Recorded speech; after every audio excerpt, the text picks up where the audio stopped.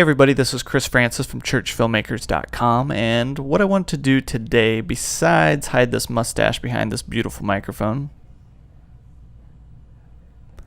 is to teach you guys how to build a fake room on the cheap that looks awesome. So let's do it. All right, boom, there we go. Official title: How to Build a Fake Room. So here we have a pastor in his cozy den or living room, just looking awfully comfortable and warm and inviting. But if that's what you think, you are in for a shocker, because he's not in a living room. He is in a super messy studio in front of a couple of pieces of paper and some random furniture that I found around the office. So yeah, if I can make this work, you guys can make this work. So why would you want to build a fake room? Well, hey, I'm glad you asked, because I have another slide coming up after this that's going to answer that. Mainly because uncontrolled environments equal inconsistent results. I don't know if you're like me, but I've done so many documentary projects where I have not had access to the location before we show up. Sometimes you don't even get a scout. You show up with your camera and you realize, hey, we have to film this in this bedroom and there's nowhere to put lights, and you're kind of just stuck with whatever you got. And so sometimes you end up with stuff that looks like this. And the pastoral team leading that Christian fundamentals really. But instead of being at the mercy of somebody's house and whatever it looks like, you can be a little proactive, and you can build your own bedroom or your own living room, and you can get something that looks great like this. Know your mission. Your mission: simply love God and love people. So before I break down exactly how to do it and how to do it well, I've got some super awesome features, benefits, and one caveat. One, you don't have to have a studio to do this, so that's pretty awesome. All you need is a big, quiet space. And if you are a church filmmaker, I am willing to bet that you have a sanctuary that you could probably use. It's super cheap. The setup that I'm showing you cost about $80, $50 for the paper roll. And there are 2 wooden crates in the scene that cost $15 from a swap meet. Everything else was found in the church office. It does take a lot of light for this particular shoot. I had a 1K and 2 650s, so that's 2,300 watts of light. If you don't have a lighting kit, you can totally rent one from somewhere like Lens Pro to Go or something to make this work.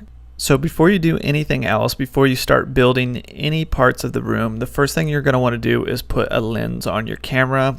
I recommend a longer focal length to compress the scene. This particular screen grab was with a 50mm lens on a C500, so that's a crop sensor. That's the first thing you want to do, is fire that up, figure out where the person's going to stand or sit, and then you'll know what the camera's actually going to see, because you only want to build out the room big enough to meet the edge of the frame. So if you don't do this step, you're probably going to end up spending way too much time making a much bigger room than you need and putting all this other furniture and decorations that you don't end up seeing. So do this first. Also, the other benefit of using a longer focal length is it's going to give you shallower depth of field regardless of what camera you're using. And that's just going to help you fake things and make it to where the background doesn't have to be absolutely perfect.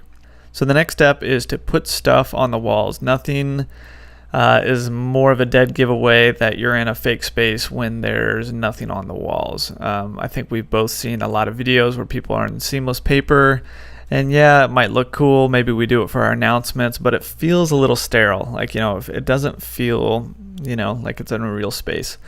So for this, how do you put stuff on the walls when the walls are literally just pieces of paper hanging from a C-stand?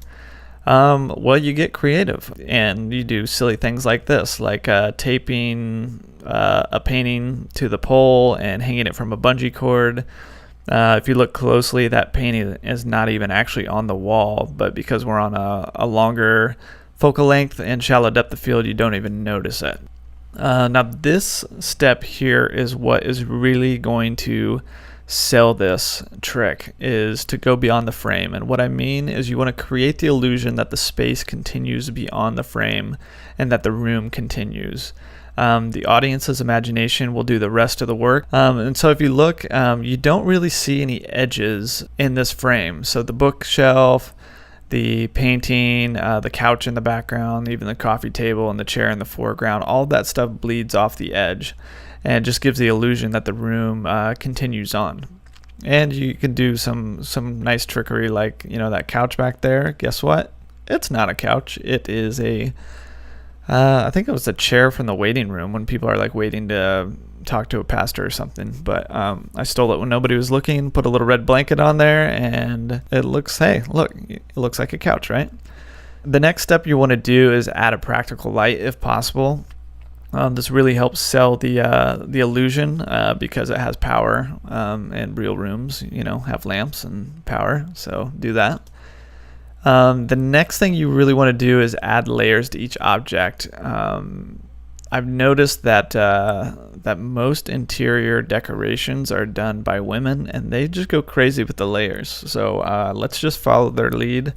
When you think something looks good, just add one more thing to it. So whether that's blankets on the furniture, don't have an empty coffee table there, throw a Bible on it. Hey, that's not enough. Throw a mug on top of the Bible. Now you're talking. Throw stuff in the bookshelves. Even the very background on that really long arrow, there's like a pair of reading glasses. You can't even make it out, but all these little details help sell that it's a real room. The other thing is, don't make things perfect. Have things be a little messy, a little off-center. It just helps sell the illusion. I know we all work at churches, which means that we all love IKEA, but nobody actually lives inside of one of those fake IKEA rooms. So don't build out a set that looks super fake. So you can do some stuff like I've got the bookshelf on the left, the painting, the chair on the right. So the image feels full and balanced, but it's not symmetric. It feels real. And one thing that I've started doing recently is creating two walls to help add some depth. When I first started doing this trick, I would do it against just a flat wall. And it just seemed really fake, because when do you ever, go into somebody's house and put them flat against a wall 90 degrees, other than, a mugshot when you get arrested or at the DMV. You're usually not photographing somebody directly up against a wall. So how I did that is just, some C-stands, some PVC pipe. As you can see, like in this behind the scenes photo, that background, or the joint between those two walls, is not perfect at all. Like, I literally just had a couple volunteers take some gaff tape and tape them together. To the naked eye, it looks pretty awful, but what the camera sees looks pretty good. You really just need to focus on what the camera sees. Don't worry about what the naked eye sees. So put stuff on the walls, go beyond the edge of the frame, add a practical light or two, add layers to everything you possibly can. Don't make things perfect. Avoid perfect symmetry when you can, and most importantly, shoot for the camera, not your eye. So I hope this was helpful. If you have questions or comments, leave them in the comments below, and I would love to answer them if I have answers. So